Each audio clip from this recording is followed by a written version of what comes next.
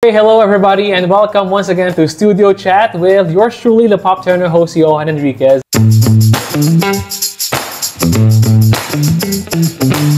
And today, I'm so glad he graced my invitation to be part of Studio Chat for this episode. So ladies and gentlemen, it is my pleasure and honor to be introducing to you the Prince of Ballad. Ladies and gentlemen, give it up for Gerald Santos! Hello everyone! Hi bro. Hi bro. Thank you. Salamat sa pagpapa-unlock ng invitation. Bro. Of and we're excited kasi meron kaming ginawa rin collaboration ni Brother Gerald Santos and we're excited for you to hear it. Watch out for it. And at the same time, bro, salamat. Kamusta? Kamusta okay naman. Buhay-buhay? Yeah, okay naman. Okay naman ang lahat. Medyo, bale, nagmi-mix na tayo ng, alam mo yun, singing, acting, and also doing business na. Kasi alam mo na, medyo mahirap ding nasa showbiz lang for now dahil yung stability talaga medyo maiisip mo din. Correct. But of course, syempre yung passion pa rin natin, yung love natin, nandito pa rin. Hindi mawawala yan. Yes. And syempre meron tayong bagong term dyan, no? I think Gen Z term niya, or Gen A, yung mga artists na nag-business, just like ako, nag-business na rin. So I think ang tawag sa atin, artistpreneur. Yun yung tawag sa atin. Artistpreneur, yes. Ngayon ko lang narinig yan. Actually, nung isang araw ko lang din narinig, artistpreneur. So yung tayo mga artists venturing into business as well. Which is, I think, tama ka dun, bro, na it's good to have a backup plan. Yes. Kasi not all the time as artists, like you and me, na sabi nga nila, being an artist is like having a feast and a funeral at the same time. Sabi nung ibang kilala ko kasi may mga months na daming trabaho, di ba? Yes. Sa schedule and bookings, may mga months na, okay, ghost month. Basically, we live on the edge, di ba? Exactly. Lagi tayong nasa, di ba, parang di mo alam kung hanggang kailan, di ba? Kasi hindi siya ganun ka-regular. Yeah. Pero ito talaga yung nag-enrich ng soul natin eh. That's ito yung, kasi ito yung mahal talaga natin. And ito yung purpose natin. Yung purpose, yung talaga. Gusto ko yung sinabi ni Gerald na it enriches your soul as an artist. So parang ito kasing calling talaga natin, di ba? Yes. Kasi pero 'di ba on the brighter side, ano pa rin tayo very lucky pa din tayo kahit na ganito, 'di ba? We're living on the edge, pero hindi naman tayo nagtatrabaho, bro, 'di ba? 'Di ba? Nag-enjoy na tayo. Yeah, never natin naramdaman na nagtatrabaho tayo kasi we love what we do. Sure. Tapos we're getting paid for it, 'di ba? So ako, I could not ask for more. I'm sure for you as well. No, I want more. Kung Gerald Santos ka na, you won't ask for more. Pero kung Johan Enriquez ka, I need more. Okay. Ayun, so bro, just like any other artist who would come here to guest and you know, do music together with me, gusto ko ma-share this sa mga viewers natin, yung vocal journey naman for somebody like Gerald Santos. So, saan ba nagsimula yung vocal journey mo? Paano ka natuto kumanta? Paano ka nagka-interest kumanta? Okay. And then nag-branch out siya, naging theater actor ka, naging film artist ka rin, naging movie star ka rin, and also, share mo naman, ay, konti lang. Mali, ako, I started singing when I was 7. Nagsimula talaga yun kasi yung parents ko, mahilig, alam mo naman tayo, Filipino culture, it's part of our culture na nag-video ko lagi. Yun, ano pa yun, karaoke. Okay. Multiplex tape pa. So, mahilig silang kumanta. So, ang nangyari, nagulat na lang sila, ginagamit ko na yung mga cassette tapes nila, kumakanta na ako. Multiplex, naalala ko yun. Multiplex, di ba? -1. Tape pa nun. Tape pa. Di ba? So, nagulat na lang sila one day, ginagamit ko na lang yung mga cassette tapes nila, kumakanta ako. Narinig nila, maganda yung boses ng anak namin, nakakanta. Doon na nagsimula, pinakakanta ka na sa lahat ng mga, alam mo na, di ba? Nakanta ka naman sa birthday ni tita mo. Pati lamay, di ba? Lahat yan. Tapos paututuntungin ka pa sa table, di ba? Pagka yung nagre-reunion, di ba? So doon yun yung naging parang training ground. Ano din ako doon, thankful din ako doon. Although nung bata tayo, di ba, parang pag ganun, na-annoy tayo, di ba, sa parents natin na pinakakanta na lagi na lang ganun. Pero are you the only singer sa family niyo? Or may mga kapatid ka ba na kumakanta? Ako lang talaga sa magkakapatid. Pero yung lolo ko is like church singer siya. Oh, there you go. Yeah, so doon ko talaga naman yung pagkanta ko sa lolo ko. And then, ayun na, and then when I was 10, nag-amateur singing contests na ako. Right. Dumadayo pa talaga kami sa mga probinsya, hanggang Laguna, Bulacan. Yan yung mga, ang tawag pa nun, amaturista. Amaturista. Yeah, amaturista pa. Oh. So, ano yan, parang lagare, lumalagare. May contest dito sa ganitong barangay, may contest sa ganito, ganon. Gano'ng karaming contest yung nasalihin mo sa isang araw? Siguro ang pinakamarami ko siguro 5. 5. Kasi ano, per barangay kasi may Mas lahat pinanalo mo. Hindi naman. Mga 4 out of 5.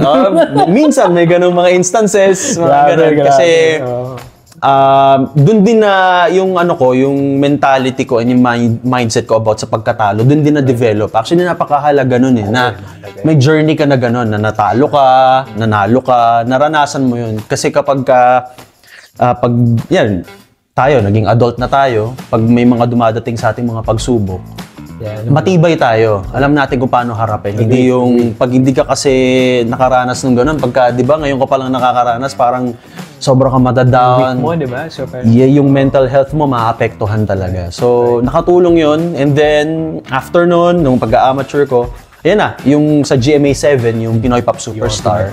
Sumali ako doon and the rest is history. Nanalo ako doon sa Pinoy Pop Superstar. Tapos, ayan na, napapunta na ako sa TV. Right. Nag-teleserye ako, naging host ako. Tapos, I decided to be an independent artist. Yan na, dyan na pumasok yung struggles. Okay. Yun na yung nag-musical theater na ako. Okay. Yan, nagsimula ako sa Gantimpala Theater Foundation. I played Jose Rizal, like you. Yeah, Jose Rizal. Sa isang musical play. Yun, doon ako I got addicted to musical theater. Kasi iba yung camaraderie, iba yung alam mong yung mga kasama mo talaga they're doing it for the art, for their craft, for yung love nila sa passion, yung passion nila dun sa ginagawa nila. So doon ko naramdaman yun, kaya nawili talaga ako sa pag-theater. Pero hindi naging madali kasi syempre naging independent ka. And at that time, noong time na yun, ang buhay lang ng artist is TV. TV lang, walang social media. Radio pa nga pati radio, 'di ba? Yan lang dalawa na yan noon. Kapag wala ka diyan, di ka naririnig sa radio, di ka nakikita sa TV. Good as parang wala kang career. Career mo medyo magda-die down. Yes. So ayun, yun na yung struggling years. Tapos syempre dumating ka rin sa maraming pagsubok na parang dumating din ako noon sa point na parang gusto ko nang sumuko. Right. Hindi maiiwasan yun dahil financially nag-struggle ka na rin, scrapping for work and everything. And then, ayan, 2016, dumating yung biggest break na iniintay ko. Ayan, nagpunta dito ang Cameron Macintosh Productions for Miss Saigon. Yeah. Nagpa-audition sila dito and then, ayun, the rest is history then. After 4 stages of auditions, ay nakapasok ako I got the role of Tui for Miss Saigon UK and the international tour. Yan, I played Tui for 2 years in the UK, in Europe. So, yun talaga yung masasabi kong peak, I would say. Yung peak ng career ko. Lahat ng aspeto na bago. Kasi from yung down na down ka na parang gusto mo nang sumuko. Sure. Lahat yun binura ni Lord. Si Lord lang talagang ang may may akda ng lahat. Exactly. Siya lahat ang kumbaga I'm just thankful dahil dun sa like 5-6 years na struggling, pinalitan niya talaga yun ng mabunga na alam mo yun. Talaga, no? Yes, blessings. So, ayun, and then, the pandemic came. Nung pag-uwi ko, ilang buwan lang after the pandemic came. Nung mag-okay na, last year lang, I did uli Miss Saigon. They got me sa Denmark naman. Yun, in Danish language naman yun. Is this the same production got you before? No, it's a different production. Yeah. Pero you didn't go through the audition process anymore? Or I did audition pa rin. Ganun pa rin. Kasi yun, sa kaalaman ng lahat, kapag ka sa ibang bansa, kahit na kilala ka na nila, you still have to audition. Yeah. I think that applies naman din, even dito sa Pilipinas. Yeah. Even yung mga big names in theater, they would still go through the audition. Yeah, pagka-theater. Ganun siya, diba? Pag theater, yan ang napakagandang culture sa theater actually. Walang palakasan. Yes. Siyempre may factor na kilala ka na dahil nakapagtrabaho ka na sa kanila. But you still have to audition. May process talaga. Yes. So basically, that sums it up yung aking vocal and musical journey. Yeah, napakakulay ng career and vocal journey ni Gerald Santos, friends, no? Pero kanina, habang we were working on a song, napag-uusapan namin na si Gerald Santos actually underwent classical singing training as well. So, kwento mo naman yung bro, paano naging journey mo dun sa ano mo? Kasi marami nagsasabi na kapag classical singer ka lang. Kapag pop ka lang. Pero kasi ako, personally, for me, kaya nga ako pop tenor host. Kasi I'm trying, kasi ako initially talaga ang nasimulan kong aralin classical singing. Then I ventured to pop. Kasi ako, hindi ko alam kung totoo sa'yo bro, for other singers out there. Kasi for me, classical singing techniques help me very well in singing pop songs as well, or even other genre. So for you, Gerald, paano nag-work sa'yo yun? Kasi di ba you prepared for a role for Thuy role in Miss Saigon, and you underwent classical singing training. So kwento mo naman sa kanila paano ka nag-benefit doon? So actually, obviously I started as a pop artist talaga. I'm a balladeer, I'm a crooner, ganon. Kasi so that's so far from yung style ko, yung role ni Thuy. Kasi yung role ni Thuy, kung alam niyo yun sa Miss Saigon, ano siya, very aggressive yung kanyang character, pati yung singing niya. Nakababad siya lagi sa B-flat, yung nota niya. Ang taas lagi. And then, yung straight to the note, syempre pag crooner ka, medyo mahagod, So I really needed na ma-prepare ako. So, nag-crash course ako for like 6 months. Mahaba yun, 6 months. 6 months a long time, yeah.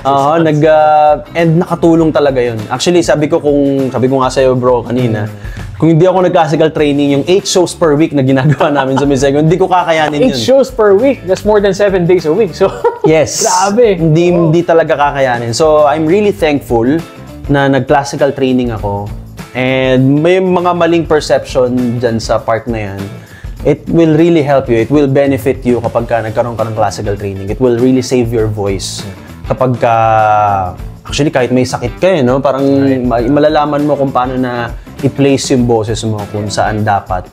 So, ako, naging beneficial talaga sa akin yun. Nakayanan ko yung 8 shows per week. 8 shows per week. Wow. 8 shows per week. Napakabigat. Highly demanding vocal yan. Physical, di ba? Sobra, yeah. Physical and vocal, and yung role is like really heavy. Talagang crying scene. Yeah. Diba? Thuy, diba? Yeah, it's a heavy role. So, vocally and emotionally demanding acting, siya. Di ba? Acting was demanding din. Yes. So, you really need to be careful kapag yung tong particular role na to. Kasi kapag nadala ka lang ng emotion mo, nakalimutan mo kasi ang taas pa na nung kakantahin mo. Madidisgrasya ka. Kailangan i-control on top of your your body, your voice, control talaga lahat. Dapat you're fully aware of what's happening. Sure. Hindi ka pwedeng madala sa emosyon. Yes, madala ka masyado sa emosyon mo. Although nung una, may mga ganong instances, syempre, 'di ba? First time ko, nandun sila Sir Cameron Marcos, sila Sir Claude. Siyempre gusto mo magpa-impress, di ba? Gusto mo magpa-impress, pero sabi ko, no. Mali. You need to really be aware and be careful. Right.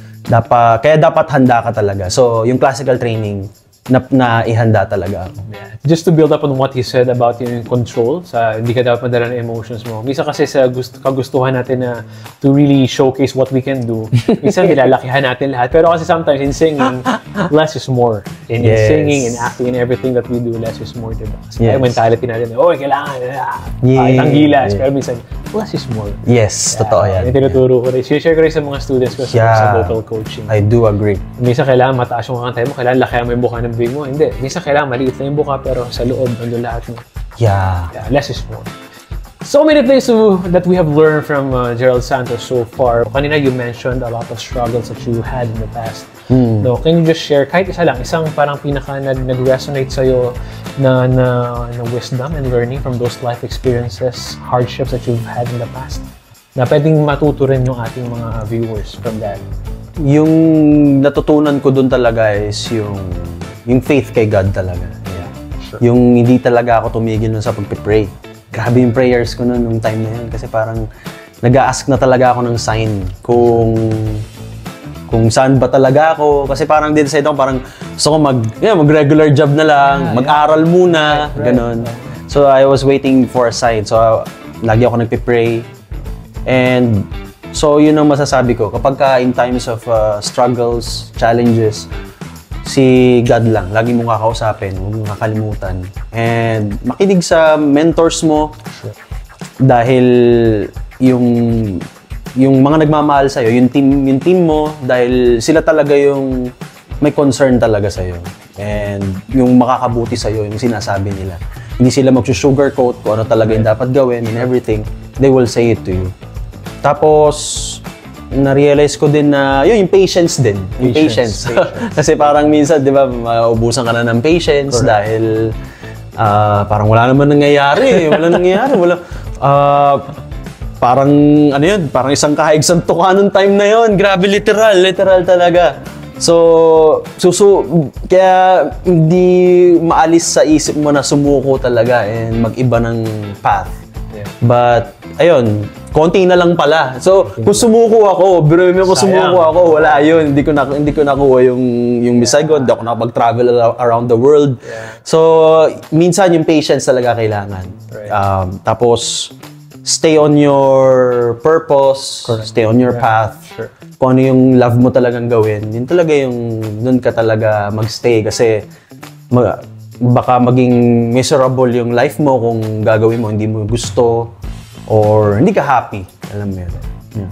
Wow. Nakaka-inspire, no? Nakaka-encourage yung shinare ni Gerald Santos, ladies and gentlemen. So he mentioned about keeping your faith in the Lord, faith in God, na nag-pray na PUSH, push, pray until something happens. I think he reached that point na considering his stature, yung caliber ni Gerald Santos na, you know, we know how big Gerald Santos is, pero dumaan din siya sa ganung hardship, ganung struggle, pero, you know, it's because of the Lord's faithfulness and goodness sa buhay ni Gerald, kaya, you know, he's still here. I mean, you're still on top of your game, right? Yes.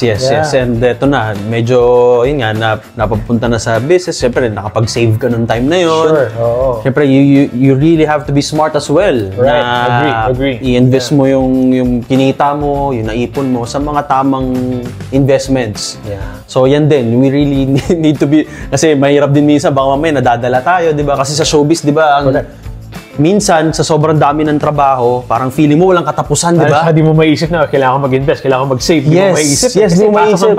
Parang mamaya naman meron yan. Mamaya babawi. No. Right. Yan, dapat aware din tayo dyan na kapag magsisave tayo and we need to make smart investments. And yung linya din natin dapat actually, yung pasukin natin, yung hindi man totally yung love natin, pero meron tayong liking dun sa papasukin natin. Kahit paano, knowledgeable tayo. Like si Yohan, ito, pinasok niyo yung sa music studio, which is perfect because, you know, linya natin talaga. Yeah, linya natin, di ba? Coming from artistpreneur himself, Mr. Gerald Santos. Bagong artistpreneur yan. So we're excited about the businesses that you're going to be opening, bro. Yes. And just let us know how we can patronize whatever products or services you're going to be offering. Sige, bro. Sige, food ba to? Food. Alam mo, may barbershop. Tapos may barbershop. Cool. Dogs. Dogs pa. O nga pala, dog breeding.